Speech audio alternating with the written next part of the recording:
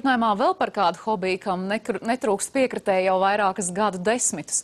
Jau 45 gadus kā veci tā jauni vīri un sievas apkraujušies ar pūšļiem, plostiem un smailītēm lūkojas amatas virzienā. Ledainas šļakatas, teltis un desiņas, slapjas drēbes un uzvarētāja prieks. Saka, ka pavasaris sajūtams gaisā līdz ar pirmajiem pūpoliem vai atlidojušiem gājputniem. Tomēr zinātāji ir vienisprātis, ka pavasarī pa īstam piedzīvot iespējams vienīgi amatā. Kāds noskaņojums šogad jaušams pie Latvijas straujākās upes krācēm stāsta Uldis Āboliņš. Tā trakojusi amata nesot sen. Līdz ar nepieredzēto ūdens līmeni šajās dienās amatu burtiski apsēduši visdažādākie peldrīki. Bagātajos pavasara palos šeit savu drosmi un izturību var pārbaudīt visstraujākajās krācēs Latvijā. Šo pavasaru amatā ūdens līmenis negaidīti sasniedz pat visnotaļ cienījamus 1,70 m. Šķiet paši ūdens malēji no laimes staro. Ūdeņu pavēlnieks esot patiesi pacenties. Super pavasaris ir strauji pavasaris un strauji palika siltas naktis. Un tā visa švunga, tā, kas ir tagad nokusus un nāk lejā, ir. Upe ir super, riktīgi labais ir, riktīgi.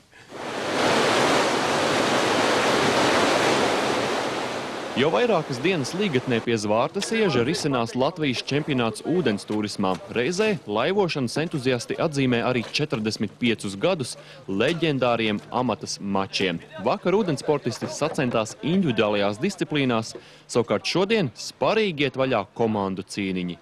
3 laivas ir pūslis, smailīt, jau lejā jau gaida un katamarāns. Un visi 3 maucam lejā, un tad pēdējos vārtos mēs visiem 3-15 sekundžu laikā jāizbrauc. 60. gados laušanās amatas straumei bija kļūsi par teju vai nacionālo sporta veidu. Lai skatītu laivotāju cīniņus klātienē, līdzjutēji bijuši gatavi pat stundām ilgi tupēt apkārtējās priedēs. Līdzjutēji rindās vien drūzmējās ap 16 000 cilvēku, tomēr 69. gadā pārlieku lielā nacionālisma dēļ visā Padomijā slavenajai amatas ūdensporta kustībai tika pielikts trekns punkts.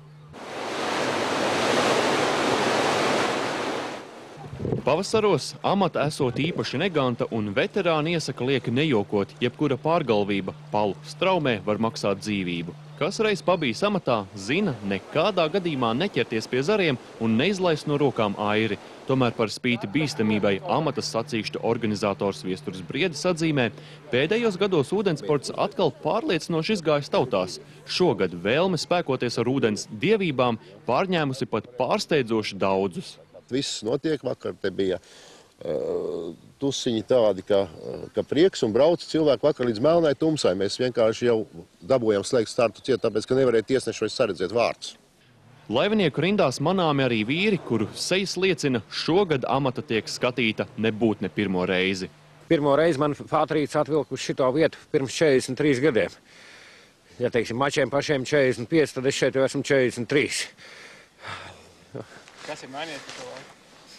Inventārs palicis labāks, un vairāk nav jābrauc džinsās, var braukt normālos hidrotērpos nesals dibens. Laikmeta griežos mainījusies kā politiskā iekārta un ideāli, tā arī kuģošanas aparāti un tehniskās iespējas. Nemainīgs palicis vien adrenalīns, nervu kņudoņa un komandas pleca sajūta. Tāpat apsveicami, ka Latvijas laivinieki nekuļas pa amatu un gauju vien. Šogad mūsu tautieši pirmo reizi mērosies spēkiem arī pasaules čempionātā. Uldis Āboliņš, Edgars Eihmanis, Valdis Auzāns, LNT.